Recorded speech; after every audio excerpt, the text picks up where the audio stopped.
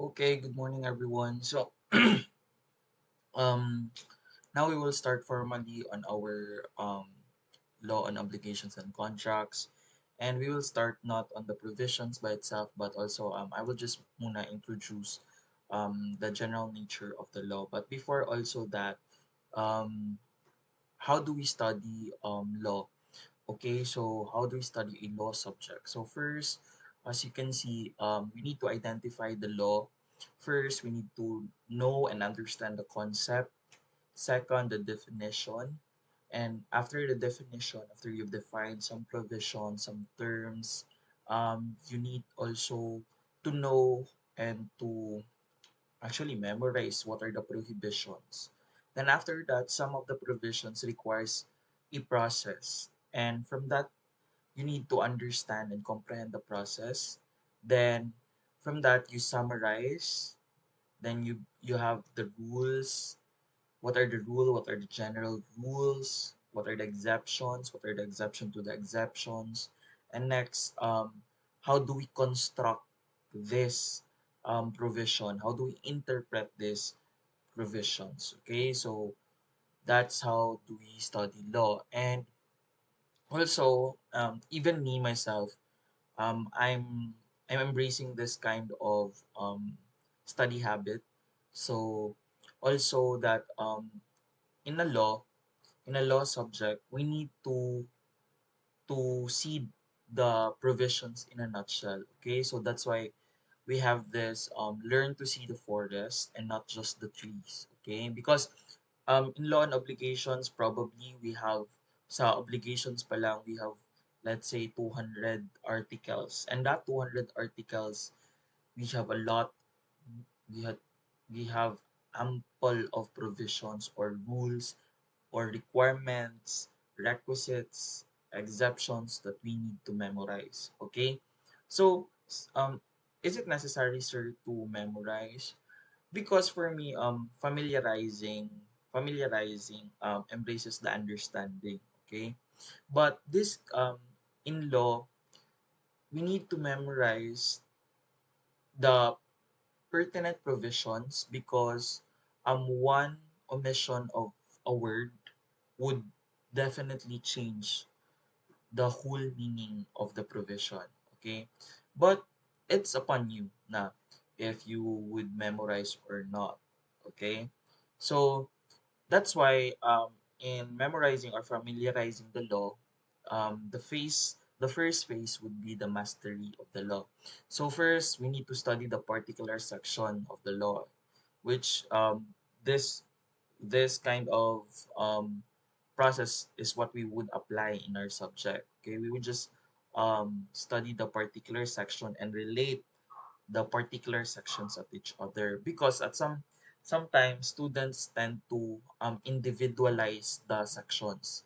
Let's say article 1304 from is different from article 1305, but 1304 is connected to 1306. Okay, so from that, even the articles, the concepts that is within the that are within the articles jump and it's not like organized, you know, parang dili siya consistently organized. So at some point we need to understand the concept in full. Okay. Next is what's the relevance of the law. We need to understand how the family, let's say a family code, kasi before law and obligations and contracts we have the family code. So this is the first actually code in our civil code. So we need to understand how the family code operates to others. So this is quite hindi natin to masyado i-apply because this is applicable already to law students. To us, we need only to study objectively, okay? So at least we have a background of the law. At least when you graduate, you need to when you are creating a contract, when you are writing a contract, you know what are the do's and don'ts, what are the rules, who are the people that are capacitated to enter into the contracts. So yun, okay? So at least we just know that one because um most of the most of the common knowledge of the people who did not study actually or undergone a law subject actually would have a different, different perspective on the subject matters. Okay, like, it's like you're you're giving an opinion without really had knowledge about it. Okay, so, diba? Okay, we have um I think dili man ni ma-apply sa inyo, but if you would apply this, so we have this kind of 10,000 hour rule. If you would religiously study 40 hours a week in a span of over 5 years, actually you would achieve mastery in the field. Okay, so much for that. Now we will go to the introduction to law. So um here, the introduction to law, the general nature of the law. So we have the meaning of law in general. So it means any rule of action or any system of uniformity. Okay. So our keyword here is the CGO, that it has a conduct, it is just, and it is obligatory. Okay.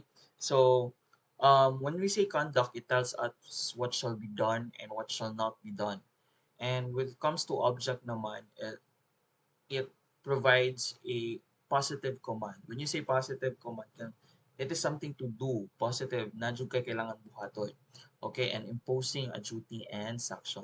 So, in general, it determines not only the activities of man, but as rational beings, but also the movements or motions of all objects of creation, whether animate or inanimate. Okay? So actually, we have general divisions of law. We have two general groups. First is the law in a strict legal sense, and next is we have a law in the legal sense. So, law in the strict legal sense, these are promulgated and enforced by the state. Okay, so that is what we have, the state law. Okay, so this promulgated and enforced by the state. And we have also the law in the non-legal sense, which is not promulgated and enforced by the state.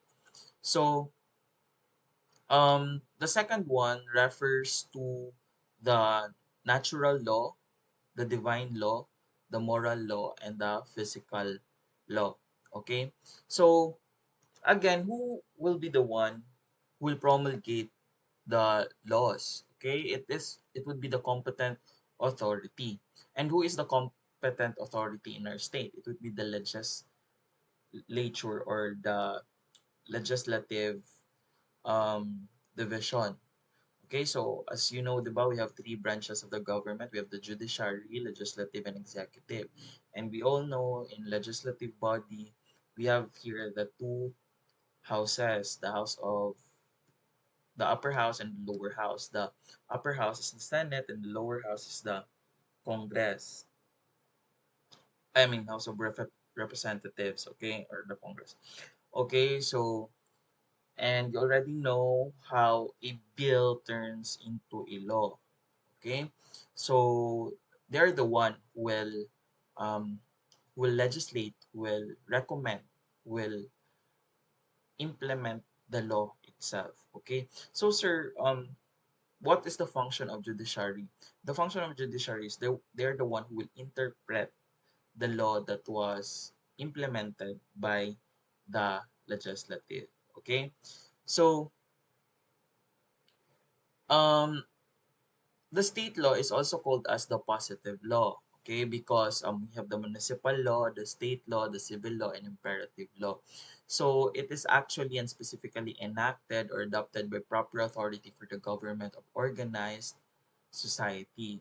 Okay, so as kanang mga like the civil law, the law on obligations and contract, that is already a positive law. In terms naman sa municipal law, we have here yung mga like the do's and don'ts in the motor vehicles, diba? That you need to have license first. Okay, so that is from the municipal law.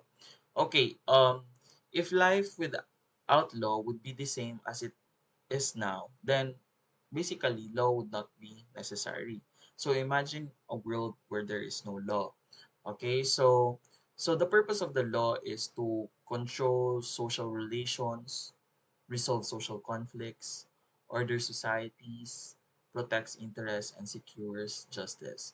Now let's go to the four the four the four law kinds of law that is not promulgated and that is in a non-legal sense. Okay, so um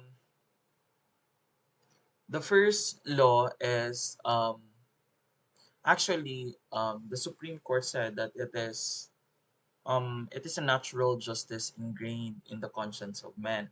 So it is regarded as reasonable basis of the state law. So example of this is metaphysics. So basically it is said to be impressed in man as the core of its higher self at the very moment of being, or perhaps even before that. Okay? So moral law naman is that it is the totality of norms of good and right conduct growing out of the collective sense of right and wrong of every community. So there is no definite legal sanction here. The punishment imposable by law, like imprisonment or payment of fines, this is produced in the form of public displeasure, contempt, or even indignation. Okay, so the binding force here is not absolute. So example, polygamy is immoral in the Philippines, but in other countries it is not. So also fashion of women, 'di ba? We have um um in our in the central Central Asia na mga countries, 'di ba? The fashion of women basically they are strict in that sense. So here from Luzon and Visayas and also some parts of the Mindanao, we are not strict in the fashion of women, okay? So if on the other hand, okay, example would be also the ethics, okay? So next is again moral law is not absolute, so it varies with the changing conditions or convictions of the people, okay? So moral law actually is to a great extent it influences or shapes the state law because implement some of our laws now are rooted from the changes, 'di ba? Example is that, 'di ba, yung divorce bill matagal na 'yan. So, why did we enter into a phase where or embark in a venture na natad diri sa state na nga mag-introduce og divorce law because it demands a remedy to other people. Okay? It demands to the remedy of the couple or who are married couple. Okay? So, mo na siya. So, some states in the United States, 'di ba, they're already implementing divorce law. Okay? So, that's why some actually of our laws is shaped or rooted from moral law because it changes. Okay? Next is the physical law. So, physical law is just a law of physical science. So, it is in the operation of course of nature. There are uniformities of actions and orders of sequence, which are the physical phenomena that we sense and feel. Okay? So, again, state law, it is promulgated and enforced by the state. It is called positive law. So, example of this would be the municipal, the civil, and imperative law. Okay? So,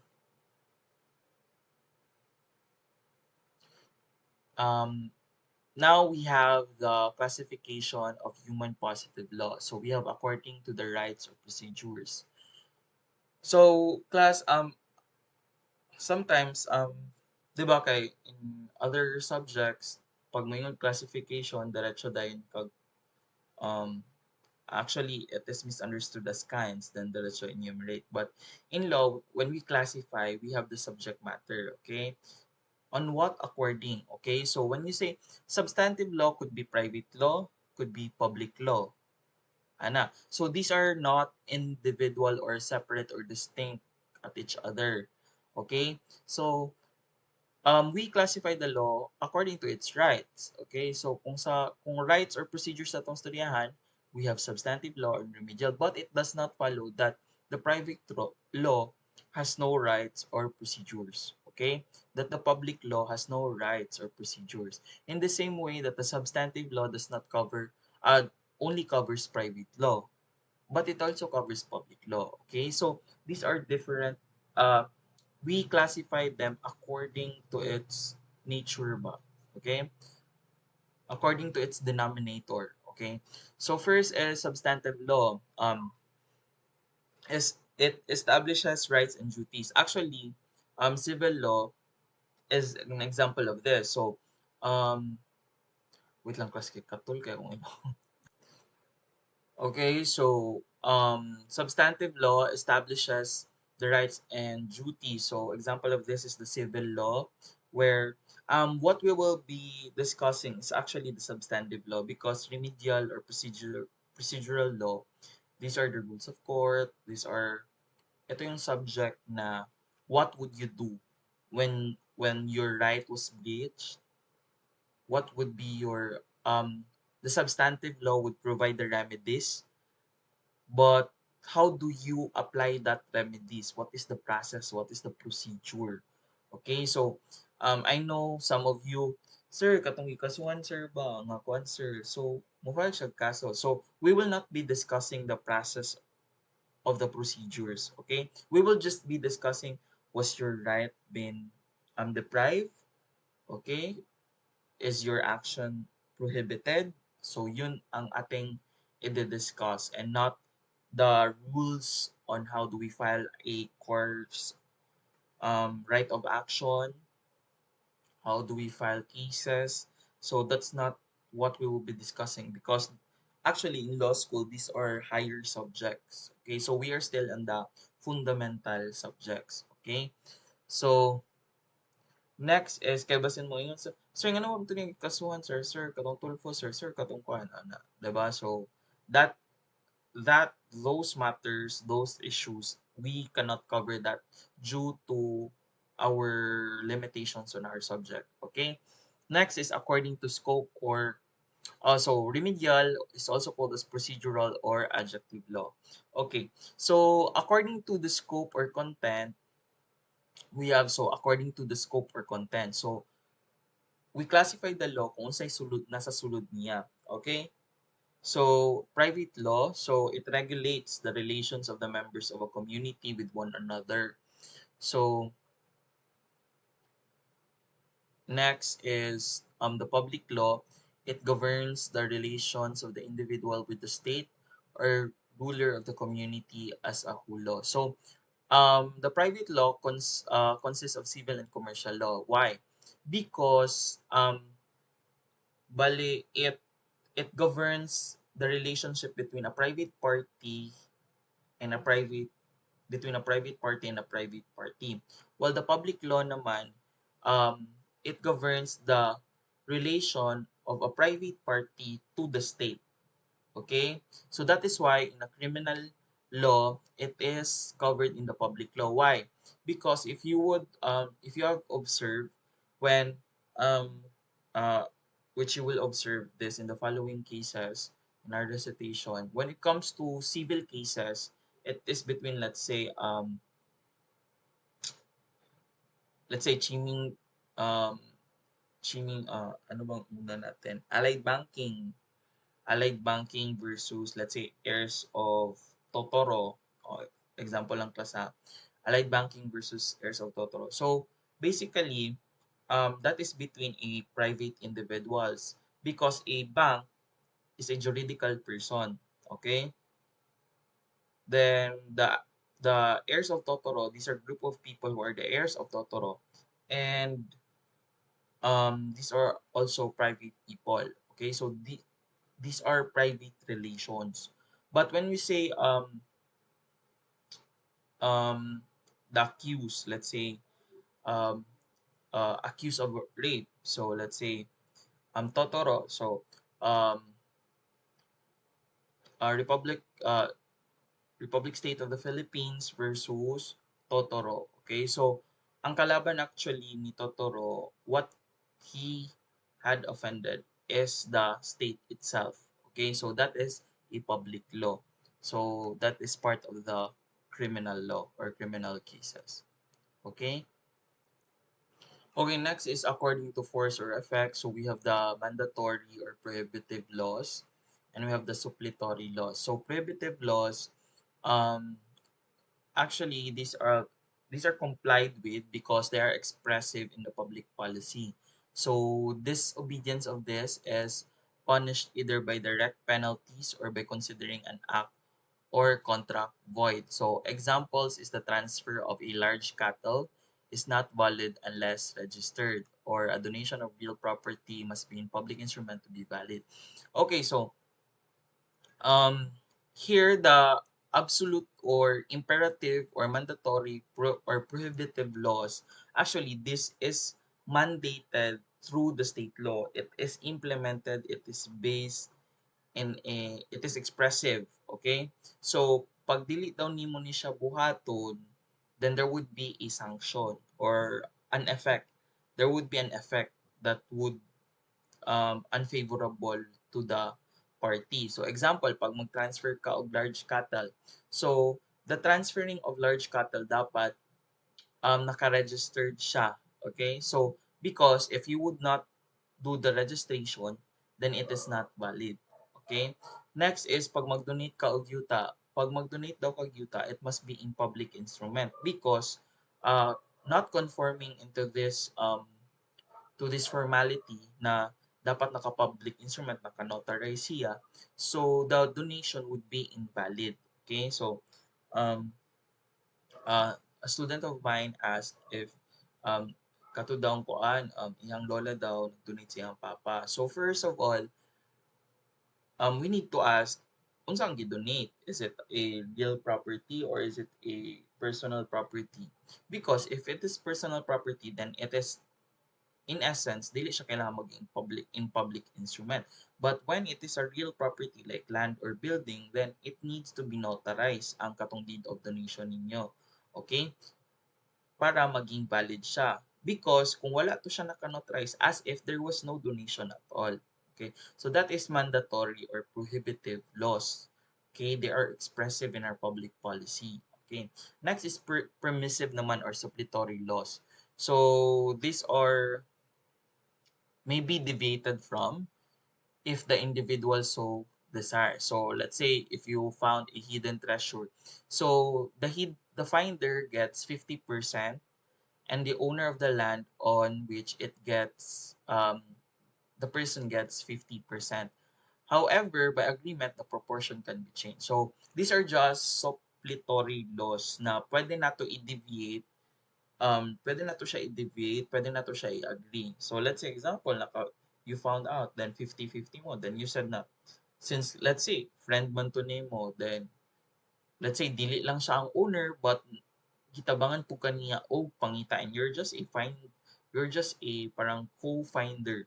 So niya na ka nga, sige, 70% na lang imuha, then 30% ako. Kasi since imuha ning yuta, then kitabangan ko nimo, imuha mga equipment, and I just help you. Akong gihatag sa imo is labor. So 70-30. So from the provision itself in the code, so see the article 438, so you can say na pwede siya i-deviate. Okay, so these are what we call as permissive or suppletory laws. Okay? Sige.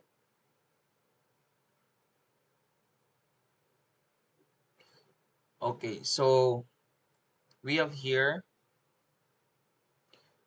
um actually article civil code. We are now entering the civil code itself. So I will just run through this para na may overview. So these are the sources of the civil code. So we have the 1987 Constitution, that is the supreme law or the highest law itself. Why? Because anything that is contrary to the Constitution to the 1987 Constitution, it would render the provision of the law invalid. Okay, so let's say impairment of obligations, and if there is non-impairment rather of obligations, and if there is, that is a constitutional provision. Now if there is a law that would be passed that would directly violate the constitutional provision and non-impairment of obligation, then such law would be invalid. Okay, so bali kung hierarchy ta, una gyud si 1987 Constitution. Next is this is the legislation. So this is what we call as katong mga gi-enact by the law. So ng mga Republic Acts. Okay, so kaning mga Republic Acts, these are enacted by the our legislative body. Okay, so legal rules declared by the legislative branch. Then we have also the administrative or executive orders. So actually, these are intended to clarify and explain the law, okay, into its general provisions. So we have also so these are coming from the executive body ha, kaning administrative or executive orders. Okay, so judicial decisions or jurisprudence. So these are the interpretations of judicial courts. So actually, we will actually dwell into this sa mga cases because cases are jurisprudence. So namang good tayo legal maxim na doctrine of precedent or stare decisis because a decision of a superior court on a point of law are binding on all subordinate courts. However, the Supreme Courts may reverse or modify any of its previous ruling. So, discussing this, I will also, para you have the overview of the case in which you will be reading. So we have organization of courts kasi we have the regular courts, the special courts, and the quasi-judicial agencies. So in the regular courts, we have the hierarchy: Supreme Court, Court of Appeals, Regional Trial Court, and Municipal Trial Court. So sa Regional Trial Court and Municipal Trial Court, actually, you need to go through from this. Dapat mag-MTC sa RTC, Court of Appeals, and Supreme Court. So, when you are reading the case, first, ang ilang i-introduce sana is the RTC, the Regional Trial Court na decision. I want you to jump directly to the Supreme Court na decision. Okay? Because Regional Trial Court and Court of Appeals na mga decision are not binding. Okay? What is binding is only the Supreme Court. And the cases that I'll be giving you are Supreme Court's decisions. Okay? So the Regional Trial Court will just, explain what its interpretation. Then, syempre, di man gud na siya maabot class og Supreme Court kung ani agi Court of Appeal o Regional Trial Court. And when, let's say, the private party, let's say the petitioner versus a respondent, no, si petitioner siya itong nag-complain. Then, si respondent, siya no, itong nag-respond sa complaint. Okay, so, si petitioner karon let's say, si petitioner karon ni daog sa RTC. So, ni appeal. Bali, ni contradict si kwan ba respondent nga, oy ngano mo ngano ni daog man ka wala ko ganahi sa decision sa RTC because it is wrong. So I would appeal it to the Court of Appeals. So gi-appeal na pud sa Court of Appeals ni respondent. Kisa mag-appeal syempre katong wala ni agree sa decision. So sa Court of Appeals. Then upon appealing it, karon ni daog dito si respondent. So karon wala ni sugot si petitioner because pag dili man gud na nimo siya i-appeal class, the decision of the court will be binding. So kung wala ka ni appeal sa RTC, the decision of the RTC will be binding the same way sa Court of Appeals. So and ang decision ba dili lang ba nga okay, in this case you would be paying mga damages, you would be paying what has been lost, diba? So from that the Supreme let's say na-appeal this respondents sa Court of Appeal. So karon si petitioner ni appeal dito kay Supreme Court. So upon appealing dito kay Supreme Court, whatever the decision of the Supreme Court, let's say daog si petitioner, then that would be the binding decision. Okay? So as if nga si ang decision ni Court of Appeals and the regional trial courts has been eliminated because it is the Supreme Court's decision. So when you read the case, facts, then the issue, then jump to the Supreme Court's decision. Okay, but sometimes we need also to read the regional trial court and the Court of Appeals kasi i-reiterate ramang good na ni Supreme Court. And also you need to know the flow of the story by itself. Okay? So next is these are the list. Okay. So stare diseases mo tong ginaingon nga ang decision ni Superior Court is binding on all subordinate courts, but it does not limit the the court's decision, the superior court's decision nga dili na siya pwede i-reverse. Okay?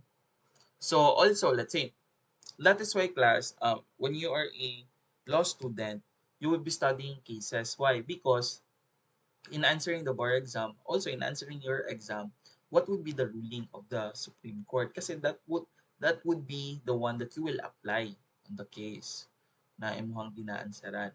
Okay? Especially when it is very identical. Okay? So much for that. Actually, civil code is divided into four. Uh, this is what I've called yung persons, yung family code andito. Next is the property. So when you're asking about the property, the ownership, and modification, so that is in the book 2. Book 3 naman is different modes of acquiring ownership. So in book 4, dito tayo sa book 4, obligations and contracts. Okay? So, mauna siya. So, also we have the article. Actually, I need to discuss this one. I think this is not related, but this is very important, just so you know. So, law shall take effect after 15 days following the completion of their publication in official gazette unless it is otherwise provided. Why? So, dapat daw ma-publicize ang law when it had, in order for it to take effect. Okay? Either, so this was amended by EO2 ata, Executive Order 2, that it could either be official gazette or in a newspaper of general circulation in the Philippines. And this is a requirement para sa ihang effectivity. So, after publicizing or after its publication, the law shall take effect 15 days. Okay? So, why um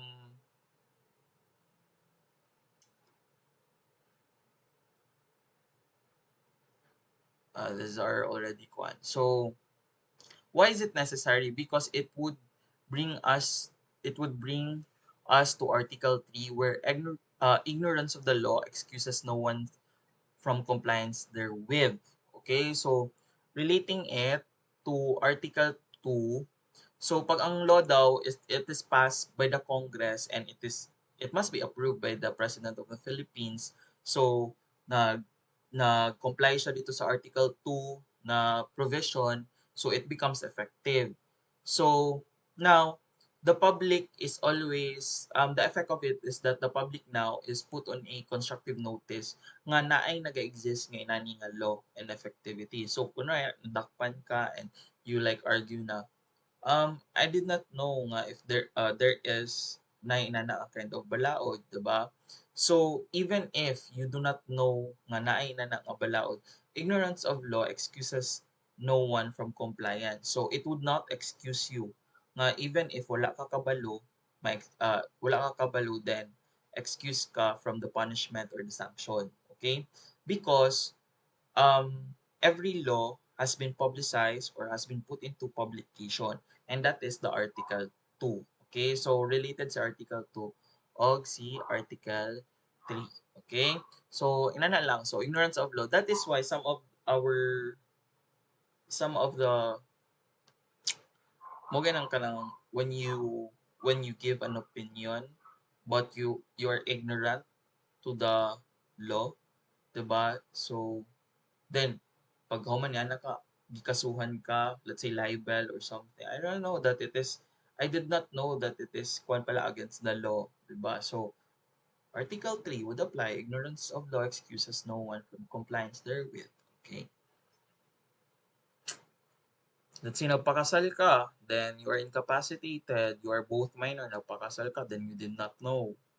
Then, giingon sa court na invalid, there was a declaration of nullity of your marriage. So, basically, nargi ko nga, dili ito kay gikasal gid mi, wala man mi kabalo nga bawal dayang mga minors to be married. Okay? In, so, you would not be excused. Okay? So for that, we are done with our introduction to law. Okay. See you in the next session.